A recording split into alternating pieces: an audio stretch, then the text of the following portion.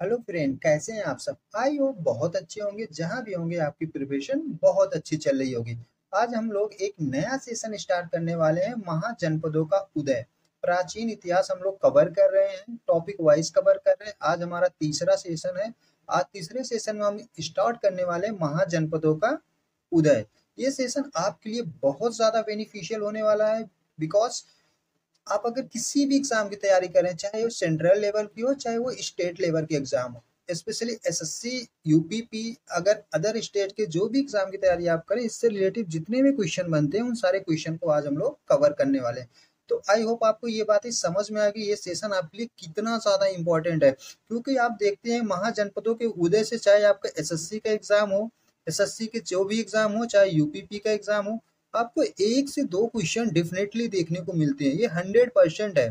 प्राचीन इतिहास में इस चैप्टर से, इस टॉपिक से एक से दो क्वेश्चन आपको डेफिनेटली, आप कोई भी पेपर उठा के देख लीजिए, एक से दो क्वेश्चन आपको हमेशा देखने को मिलते हैं। तो ये सेशन आपके लिए बहुत ज्यादा बेनिफिशियल होने वाला है। तो आप सेशन में आखिरी तक बने रहें।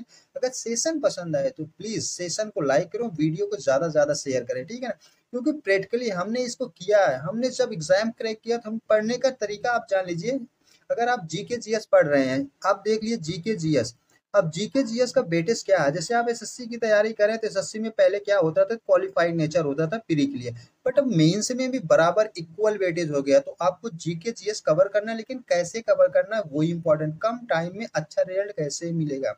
इसके लिए आपको वही सिलेक्टेड चीजें पढ़नी है जो आपके एग्जाम पॉइंट ऑफ व्यू से बहुत ज्यादा इंपॉर्टेंट है। तो हम उन्हीं को कवर करें जो एग्जाम में क्वेश्चन बनते हैं और जो हमेशा पूछे जाते हैं, ठीक है ना। रिपीटेड क्वेश्चन को हम लोग पढ़ रहे हैं, क्योंकि जीके जीएस का सिलेबस इतना ज्यादा वार्ट है, अगर आप पढ़ने बैठ जाओ तो आप कवर नहीं कर सकते। उसके बाद अदर सब्जेक्ट के लिए आपके पास टाइम नहीं बचेगा। सो हम स्टार्ट करते हैं आज का हमारा सेशन। सेशन का पहला सवाल हमारा है कि निम्नलिखित में से महाजनपद में से चंपा, ये शब्द आप देखिएगा, चंपा किसकी राजधानी है, ठीक है ना। यह चंपा किसकी राजधानी थी का मतलब क्या है कि पहले, सबसे पहले पूछ रहा है कि चंपा किसकी राजधानी थी, ठीक है ना, वर्तमान की बात नहीं कर रहा। तो आपके ऑप्शन है, option A Anga, option B Kashi, option C Kaushal, option D Magadh. तो आपका सही जवाब जो होगा ऑप्शन ए अंग। आप ये चीज ध्यान रखेंगे, हमने आपसे पहले भी कहा कि ये चंपा, चंपा शब्द और चंपा की राजधानी क्या है, अंग है। ये चीज आप याद रखें, क्योंकि इससे रिलेटिव क्वेश्चन बहुत पूछे जाते हैं कि महाजनपदों के उदय से 80% क्वेश्चन आपको महाजनपद, महाजनपद, उससे रिलेटिव नगर या इससे रिलेटिव राजधानी, इसी 3 पॉइंट पे सारे क्वेश्चन आपके बनते हैं महाजनपदों के उदय से। क्योंकि मुझे ये चीज पता है, हमने एग्जाम को अगर क्रैक किया, अच्छा मार्क किया, तो मुझे पता है कि महाजनपद से कहाँ से रिलेटिव किस पॉइंट से क्वेश्चन पूछे जाते हैं। तो आपको वही चीजें पढ़ना है जो एग्जाम पॉइंट ऑफ व्यू से सिलेक्टेड है। तो इसमें 3 ही चीज इंपॉर्टेंट है। महानगर पूछेंगे, जैसे आपका 16 महानगर है, ये किस नगर में कौन सा है और नगर की राजधानी क्या है, ठीक है ना। तो इसी को आपको पढ़ना है। तो ये चीज आप याद रखेंगे, चंपा, चंपा, चंपा की राजधानी क्या है, अंग है। तो आई होप इतनी बातें आपको समझ में आएगी, और सेशन के साथ साथ ही आप लर्न करते चलिए। अब आप इसको किसी ना किसी चीज से कंपेयर कर सकते हैं, चंपा, ठीक है ना। चंपा की राजधानी क्या है, अंग है, ठीक है ना। तो आई होप इतनी बातें आप समझ में आई होगी। चलते अपने आज के अगले प्रश्न में, देखते हैं हमारा अगला प्रश्न क्या है।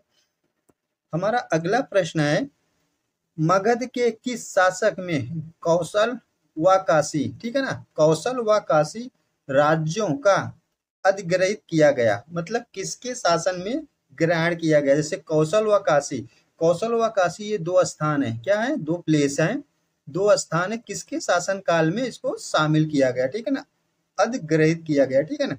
तो वो राजा कौन सा था, ठीक है ना, तो उसके बारे में पूछा गया, किसके शासन काल में किया गया। आपके ऑप्शन है, option A Bimbisara, option B Ajatashatru, option C Shishunaga, option D इनमें से कोई नहीं।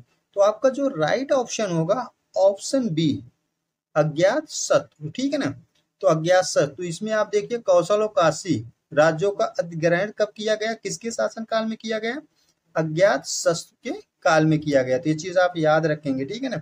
क्योंकि जैसे आप जानते हैं काशी, काशी कहाँ पे है, वाराणसी में है, ठीक है ना। कौशल कहाँ पे होता है ये चीज आप बताएंगे, कौशल कहाँ पे है, अंग में है कि वत्स में है, कहाँ पे है, आप ये चीज बताएंगे, ठीक है ना। कि कौशल, कौशल की राजधानी क्या है, ठीक है ना। वाराणसी काशी में है, ये चीज तो फेमस प्लेस है। तो ऐसे एक दूसरे से अगर हम ये चीजों को कनेक्ट करेंगे तो इजिली आप जीके को कवर कर लेंगे। तो ये चीज आप याद रखेंगे कि कौशल और काशी का अधिग्रहण किसके शासनकाल में किया गया था, अज्ञात शत्रु के काल में किया गया था।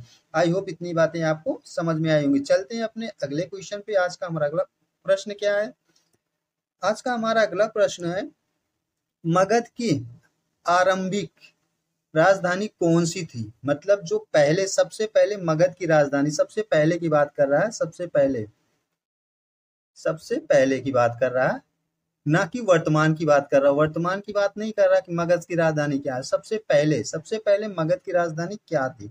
आपके ऑप्शन है, option A Pataliputra, option B Vaishali, option C Girivraja, option D चंपा।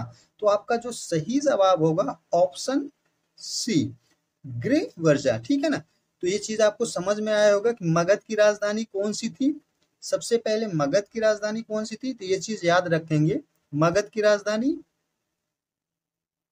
गिरिवर्जा, ठीक है ना, गिरिवर्जा। अभी इससे पहले हमने क्या पढ़ा था, इससे पहले अभी हमने क्या पढ़ा था, अंग, वत्स, वत्स की राजधानी क्या थी, अंग थी, ठीक है ना। तो ऐसे एक दूसरे को हम रिलेट करते हुए चलेंगे। और ये सारे क्वेश्चन बहुत ज्यादा इंपॉर्टेंट, अगर आप सीरियस हैं, अगर एक सीरियस स्टूडेंट है, अगर 2024 में आप जीके जीएस में अच्छा स्कोर करना चाहते हैं तो डेफिनेटली यहाँ से आपको बहुत ज्यादा अच्छा स्कोर होने वाला है। ये महाजनपदों के उदय का हम 2 से 3 क्लास हम लोग करने वाले हैं, 2 से 3 क्लास करेंगे। और जितने भी क्वेश्चन, मैक्सिमम जितने भी क्वेश्चन आपके बन सकते हैं, सारे क्वेश्चन को हम लोग कवर करेंगे, ठीक है ना। आई होप इतनी बातें आपको समझ में आएंगी। चलते हैं आज के अपने अगले प्रश्न पे, देखते हैं हमारा अगला प्रश्न क्या है। आज का हमारा अगला प्रश्न है, सुमिलित कीजिए। अब देखिए ये एक क्वेश्चन है, लेकिन एक ही क्वेश्चन से कम 3 से 4 क्वेश्चन बनेगा। और डेफिनेटली आप देख लीजिए, अगर आने वाले एग्जाम में, चाहे आपका एसएससी का एग्जाम हो, चाहे यूपीपी का हो, या कोई भी एग्जाम हो जो वनडे एग्जाम होता है, डेफिनेटली यहाँ से एक क्वेश्चन आपको देखने को मिलेगा। ये 100% है, क्योंकि इतना एक्सपीरियंस है हम लोगों का, हम लोगों ने एग्जाम को क्रैक किया है, तो हम लोगों को पता होता है कि क्वेश्चन कहाँ से पूछे जाते हैं।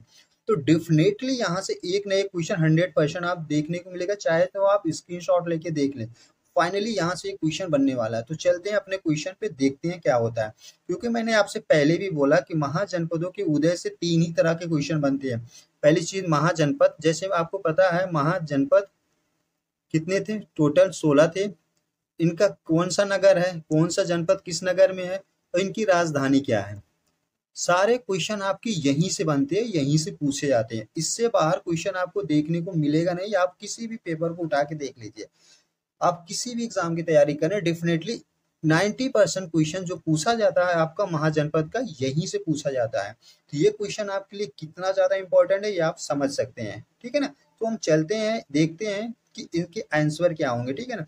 तो ये आपके महाजनपद है, ये आपकी राजधानी है, ठीक है ना। ये आपके ऑप्शन दिए गए ABCD, और इसके सामने इसका मिलान करना है, ठीक है, मैचिंग करना। तो आप ये देखिए मत्स्य। अब इसमें मैं जैसे पूछता हूँ मत्स्य, मत्स्य की राजधानी क्या थी, तो मत्स्य की राजधानी क्या थी, मत्स्य की राजधानी क्या थी, विराटनगर, ये सही है, ठीक है ना। अंग, अंग की राजधानी क्या है, चंपा। अभी जस्ट हमने आपको पहले क्वेश्चन में बताया था कि अंग की राजधानी क्या है, चंपा, ठीक है ना। तो ये भी सही है आपका। तीसरा क्या, वत्स, वत्स की राजधानी क्या है, कौशाम्बी, अभी इससे पहले था। और चौथा हमारा क्या बनता है, अवंती, अवंती के उज्जैनी, ठीक है ना। तो आई होप आपकी ये बातें समझ में हुई। जो दिया गया एक दूसरे के सामने, वो सारे हमारे ऑप्शन सही हैं। तो इसमें क्या हुआ, ए का पहला हुआ, बी का दूसरा हुआ, सी का तीसरा हुआ, और डी का चौथा हुआ। तो अब ऑप्शन पे चलते हैं, ए का पहला। ए का पहला किसमें है, पहले में है, ए का पहला है। तो ए का पहला दूसरे में देखते हैं, इसमें दूसरा दिया गया, ए में दूसरा दिया गया, हमारा ऑप्शन क्या आ रहा है, ए का पहला आ रहा है। तो ये तो हमारा गलत होगा, क्योंकि ऑप्शन एलिमिनेट करना सीखिए, ठीक है ना। ऑप्शन एलिमिनेट करेंगे तो आपकी एक्यूरेसी भी बनी रहेगी और एग्जाम में टाइम भी बचेगा। तो इसलिए आप ऑप्शन को पहले चेक करिए कि ऑप्शन कैसे दिया गया है। ऐसे नहीं कि आप डायरेक्ट क्वेश्चन बना रहे फिर बाद में ऑप्शन दे रहे, नहीं। क्वेश्चन बनाने से पहले आप पहले ऑप्शन को चेक करिए, एलिमिनेट करिए, ठीक है ना। जब तक आप ऑप्शन को एलिमिनेट नहीं करेंगे तब तक आपका टाइम बचेगा नहीं, क्योंकि कंपटीशन बहुत ज्यादा है। अगर आप दिमाग से सही स्ट्रेटजी के साथ काम नहीं करेंगे तो आप स्कोर नहीं कर पाएंगे, ठीक है ना। तो हम देखते हैं हमारे क्वेश्चन क्या थे और उसके आंसर क्या है। तो ए का क्या था, पहला था, तो ये तो बन सकता है, इसके चांसेस है होने के। बी का दूसरा है, ये तो गलत हो गया। सी का देखते हैं, पहले का ये चौथा दिया गया, ये भी गलत हो गया। और डी का हमारा क्या है, पहले का तीसरा दिया गया, ये भी हमारा गलत हो गया। तो हमारा राइट ऑप्शन क्या है कि पहले ही ऑप्शन में ए का पहला है, बाकी सारे क्वेश्चन गलत है। तो हमारा राइट ऑप्शन क्या होगा, राइट ऑप्शन हमारा क्या होगा, ए होगा, ठीक है ना। आई होप ये बातें आपको समझ में आ गई। अभी भी मैं बोल रहा हूँ, डेफिनेटली आपको 100% यहाँ से एक क्वेश्चन देखने को मिलेगा। अगर आप एग्जाम को लेके सीरियस हैं तो आप फाइनली देख लेना, यहाँ से एक क्वेश्चन आपको देखने को मिलना ही मिलना 100%, ठीक है ना। अगर आपके 4 शिफ्ट हो रहे हैं तो किसी ना किसी शिफ्ट में एक क्वेश्चन ही आपको फाइनली मिलेगा, ठीक है ना। तो आई आई होप इतनी बातें आपको समझ में आएंगे। चलते हैं आज के अपने अगले प्रश्न में। हमारा अगला प्रश्न क्या है, हमारा अगला सवाल है, कौन सी नदियां के मगध के यातायात, जल वितरण एवं जमीन को उपजाऊ बनाने के लिए महत्वपूर्ण योगदान था। मतलब मगध में जो भी नदियां थी उनमें सबसे ज्यादा इंपॉर्टेंट जो यातायात के लिए, जल वितरण के लिए और जमीन उपजाऊ करने के लिए। यातायात का साधन का क्या मतलब होता है, जब बच्चे पूछेंगे कि यातायात और नदी का क्या लेना देना है, मतलब यातायात और नदी से क्या रिलेशन है, बिल्कुल रिलेशन है। अब रहन सहन खान पीन के लिए जो सुविधाएं पानी को जिस नदियों से मिलता है वही होते हैं आपके यातायात साधन होते हैं, ठीक है ना। तो मगध में यातायात के लिए, जल वितरण के लिए और जमीन उपजाऊ के लिए। अगर जल वितरण होगा तो फाइनली जहाँ जल या पानी की सुविधा होगी तो जमीन उपजाऊ होगी। तीन सबके लिए कौन सी नदी का सबसे ज्यादा योगदान था, तो मगध में। तो हमारे ऑप्शन क्या है, ऑप्शन देखते हैं। पहला क्या था, गोदावरी तुंगभद्रा। ऑप्शन बी क्या है, गंगा सोन। ऑप्शन सी क्या है, चंबल और माही नदी। ऑप्शन डी क्या है, कृष्णा और कावेरी नदी। ये भी क्वेश्चन आपके लिए बहुत ज्यादा इंपॉर्टेंट है, ठीक है ना। ये भी क्वेश्चन आपके लिए बहुत ज्यादा इंपॉर्टेंट है। तो हमारा जो सही जवाब होगा ऑप्शन बी, ठीक है ना, गंगा और सोन नदी, ठीक है ना। तो मगध के लिए जो यातायात के लिए और जल वितरण के लिए और जमीन उपजाऊ बनाने के लिए जो सबसे महत्वपूर्ण योगदान था जिन नदियों का, वो सबसे ज्यादा महत्वपूर्ण नदी कौन सी है, गंगा, आपकी गंगा है और सोन नदी है। आई होप इतनी बातें आपको समझ में आई होगी। तो आपका सही ऑप्शन क्या है, ऑप्शन नंबर बी। चलते हैं अपने अगले प्रश्न में। हमारा अगला प्रश्न क्या है देखते हैं। हमारा अगला प्रश्न है, 16 महाजनपदों में मगध प्रथम क्यों था। कहने का मतलब, जैसे मैंने आपको भी कहा कि महाजनपदों का उदय, महाजनपदों का उदय, जो महाजनपदों का उदय हुआ था, इसमें कितने महाजनपद थे, कुल मिला के टोटल 16 थे। 16 महाजनपदों में एक आपका क्या था, मगध भी था। तो मगध, अब इसमें पूछा गया मगध प्रथम क्यों था, क्योंकि 16 महाजनपदों में सबसे ज्यादा इंपॉर्टेंट कौन सा था, मगध था आपका। और इम्पोर्टेंट था तो क्यों था, ये आपसे पूछा गया। अगर 16 महाजनपद, जैसे आप मान लीजिए यहाँ 16 व्यक्ति हैं, यहाँ 16 व्यक्ति हैं और यहाँ आप खड़े हो, ठीक है ना, यहाँ आप खड़े हो, इसके बाद ये 15 बचते हैं। इन 15 से ज्यादा आप इंपॉर्टेंट क्यों हो, आपकी वैल्यू क्यों है, ठीक है ना। तो कुछ ना कुछ खास बातें होंगी तभी है। तो ऐसे ही पूछा गया, 16 महाजनपद हैं, 16 महाजनपदों में मगध भी उस 16 में एक जनपद था। तो मगध सबसे ज्यादा इंपॉर्टेंट क्यों है, या सबसे ज्यादा प्रथम क्यों है, ठीक है ना, इसका महत्व सबसे ज्यादा क्यों है। तो हमारे ऑप्शन है, ऑप्शन ए है खेती की अच्छा उपज होना, मतलब खेती में अच्छी उपज होना, मतलब उपजाऊ जमीन थी। ऑप्शन दो, लोहे की खदानें होना, मतलब व्यापार भी था वहां पे। ऑप्शन थी, जंगली हाथी का उपलब्ध होना, मतलब जंगल भी था। ऑप्शन डी, ये सभी। तो आपका जो सही जवाब होगा ऑप्शन डी होगा। आपका सही जवाब क्या होगा, ऑप्शन डी होगा। मतलब मगध में मगध में ये सारी सुविधाएं थी, ठीक है ना। स्पेशली खेती की उपज होना, मतलब खेती की उपज का मतलब है, अगर खेती की उपज हो रही, जाहिर सी बात पानी यातायात की सुविधाएं अच्छी थी, पानी यातायात और मिट्टी उपजाऊ थी, ये तो अच्छी बात है।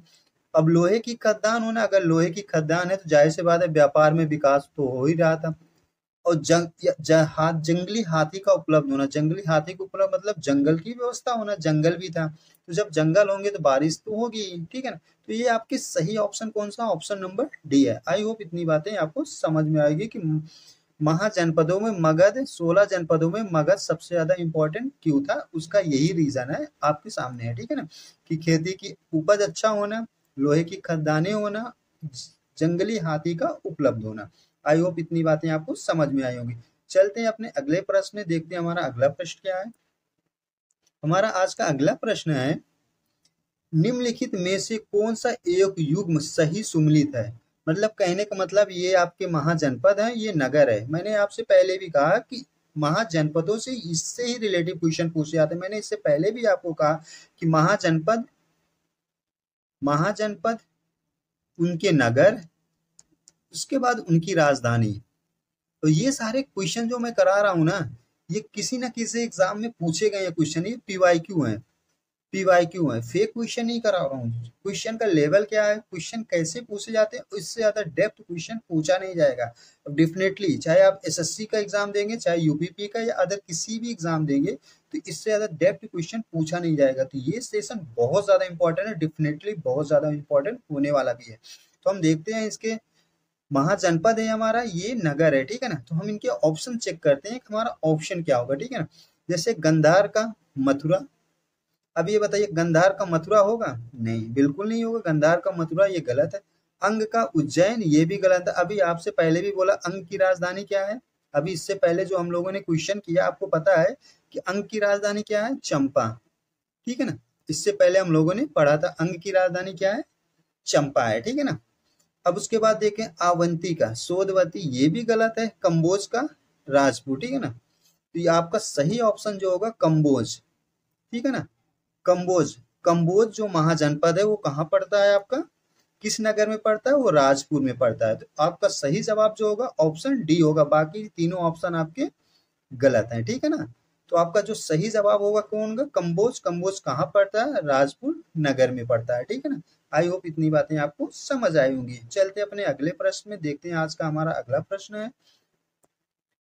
आज का हमारा अगला प्रश्न है, किस राजा ने कलिंग नहर खुदवाई वहां था? मतलब कहने का मतलब वहां कौन सा राजा था या किस राजवंश का था जिसने कलिंग नहर की खुदवाई कराई थी, ठीक है ना। तो हमारे ऑप्शन है, ऑप्शन ए हर्यक राजवंश, ऑप्शन बी शिशुनाग वंश, ऑप्शन बी नंद राजवंश, ऑप्शन डी मौर्य राजवंश। तो जो हमारा सही ऑप्शन होगा option number C, option number C Nand राजवंश, ठीक है ना। आई होप ये बातें आपको समझ में आएगी। नंद राज, कलिंग नहर की खुदाई किसने कराई थी, नंद राजवंश का राजा था, ठीक है ना, ठीक है ना। तो आई होप ये बातें आपको समझ में आएगी। ये सारे क्वेश्चन बहुत ज्यादा इंपॉर्टेंट है, आप इनको अगर आप हल्के में लेते हैं तो डेफिनेटली अगर आप जीके में अच्छा स्कोर नहीं कर पाएंगे।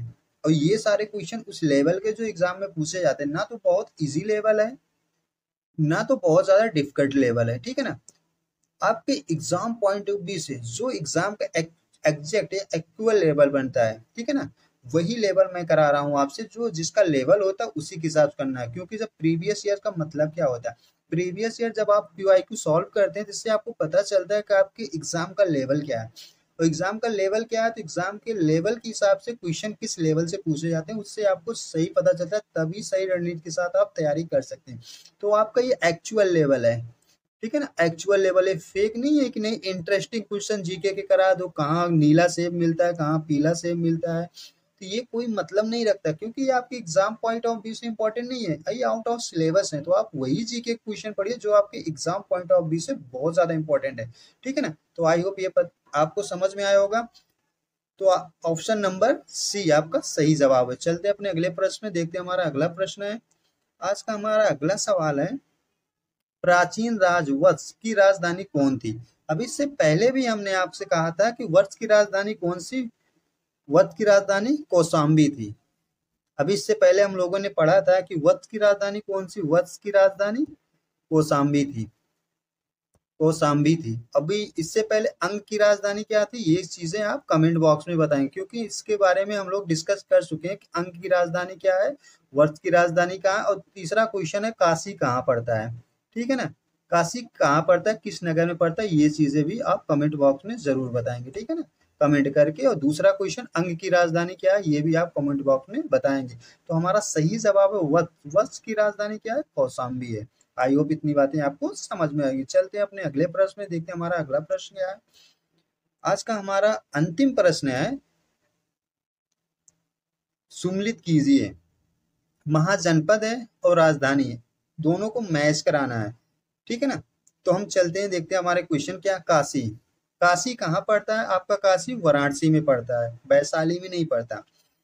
दूसरा क्या है? अंग, अंग कहाँ पड़ता है? इससे पहले मैंने भी यह कहा कि अंग की राजधानी क्या है? चंपा, ठीक है ना। अंग की राजधानी चंपा है, ये चीजें कहाँ है आपके, आप क्लियर करिए। अंग की राजधानी चंपा है, अंग की राजधानी चंपा है, कौशाम्बी है, ये चीज दिमाग में बता के रखिए, ठीक है ना। क्योंकि कंफ्यूजन यही होता है कि अंग की राजधानी चंपा है तो वत्स की राजधानी क्या है, ठीक है ना। तो ये चीज आप दिमाग में बैठा के रखेंगे तो हमारा सही है। काशी कहाँ पड़ता है? वाराणसी में पड़ता है, तो ए का दूसरा, ए का दूसरा सही होगा। तो इसमें देखते हैं ए का दूसरा क्या है, क्या ए का पहला? ये तो हमारा ऑप्शन गलत हो गया, क्योंकि ए में पहला आ रहा है, ठीक है ना। ये ए का चौथा आ रहा है, ये भी हमारा ऑप्शन गलत हो गया। ये ए का दूसरा इसमें आ रहा है, उसके बाद ए का तीसरा आ रहा है, तो ये होता है एलिमिनेट ऑप्शन करना। ऑप्शन को एलिमिनेट कैसे करना है? आपको ये पता है कि ए का दूसरा हमारा क्या होगा? वाराणसी होगा। काशी आपका कहाँ है? वाराणसी में, तो आपको बाकी कुछ पढ़ने की जरूरत नहीं है। इसी को बोलते हैं एलिमिनेशन मेथड, ठीक है ना। अगर आप ऑप्शन को एलिमिनेट करना जान गए तो आप एग्जाम में कम से कम 8 से 10 मिनट को इजीली बताएंगे, ठीक है ना। और 8 से 10 मिनट में आप कम से कम 20 से 25 क्वेश्चन को इजीली अटेम्प्ट कर सकते हैं, ठीक है ना। तो ये होती है स्मार्ट स्ट्रेटजी, ठीक है ना, कि ऑप्शन को एलिमिनेट करना है। तो ऑप्शन को कैसे एलिमिनेट करना है, ये चीजें आपको पता होंगी चाहिए, ठीक है ना। तो डेफिनेटली मैंने जैसे आपसे कहा कि जैसे काशी, काशी कहाँ पे है? वाराणसी में। तो आप इस पहले, इसी पहले मैंने बोला आपको, या आप क्वेश्चन करने से पहले एक बार ऑप्शन को देख लीजिए। आपको ऑप्शन देखने में 3 से 4 सेकंड लगेंगे, लेकिन यही चीज जब आपको ऑप्शन एलिमिनेट करना आ जाएगा तो भी आप कम से कम 8 से 10 सेकंड को इजिली बचाएंगे, ठीक है ना। तो आपका फायदा ही फायदा है, तो इसलिए पहले क्वेश्चन करने से पहले ऑप्शन को एक बार देख लीजिए। जैसे मैंने आपसे कहा काशी कहाँ? वाराणसी में है, ए का दूसरा हुआ, ठीक है ना। तो आप इसमें देख लिए पहले का दूसरा होना चाहिए, तो पहले का इसमें पहला है, तो ये आपका गलत हो गया। इसमें भी पहले का चौथा दिया गया, तो ये भी गलत हो गया, क्योंकि पहले पहले में वैशाली, काशी वैशाली में नहीं है, तो ये गलत है। पहले का चौथा काशी चंपा में नहीं है, ये भी गलत है। अब ये देखिए पहले का दूसरा, इसमें दिया गया पहले का दूसरा, काशी कहाँ? वाराणसी में है। और चौथे में देखिए पहले का तीसरा, क्या काशी यहाँ कौशाम्बी में नहीं है। तो इससे क्या होता है ना कि अगर आपको 2-3 ऑप्शन पता भी नहीं है, अगर 1-2 भी ऑप्शन के क्वेश्चन आपको आंसर पता है तो आप इजीली क्वेश्चन को बना सकते हैं, ठीक है ना। देखिए अगर आपको सिर्फ एक चीज पता होता है कि यहाँ काशी, काशी कहाँ पड़ता है? वाराणसी में पड़ता है, और एक ही ऑप्शन में दिया गया है कि काशी कहाँ है? पहले का दूसरा है। और ये ऐसे नहीं कि हमारे खुद से बनाए हुए ऑप्शन नहीं है, ये एग्जाम में जो जैसे एज इट इज क्वेश्चन बने थे हमने आपको वैसे ही दिखाया है, ठीक है ना। तो आई होप आपको समझ में आएगा। अगर ये सेशन आपको पसंद आए तो प्लीज वीडियो को लाइक करें और चैनल को सब्सक्राइब करें। मिलते हैं नेक्स्ट सेशन में, नेक्स्ट पार्ट से। तब तक के लिए थैंक यू सो मच। जहाँ भी रहिए ख्याल रखिए और पढ़ाई करते रहिए।